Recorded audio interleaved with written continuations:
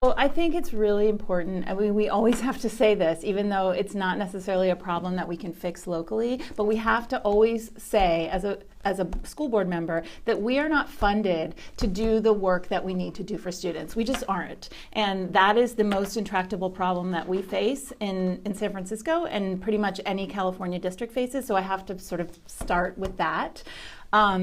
And I can sort of feel the eye roll at the same time when I mean, I don't mean in this room, but I mean, it's sort of like, yeah, but what are we going to do about that? Let's talk about something you can do. And so, you know, I have to put the pin in the funding issue because it has to be said. But the other really intractable problem that I actually think that we can fix is the fact that we have a group of schools in San Francisco that are persistently underperforming. And they tend to be schools of the lowest income students and most stressed families in general in this community.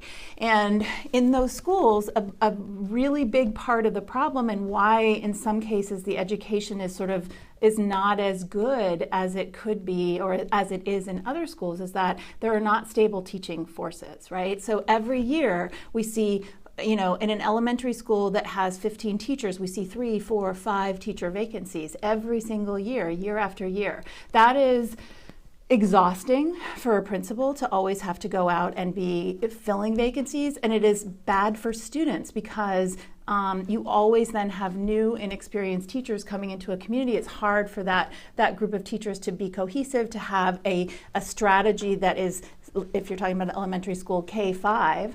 So we can stabilize that. And I think that there are 3 ways to stabilize it, and I can talk in more detail later, but basically support for new teachers.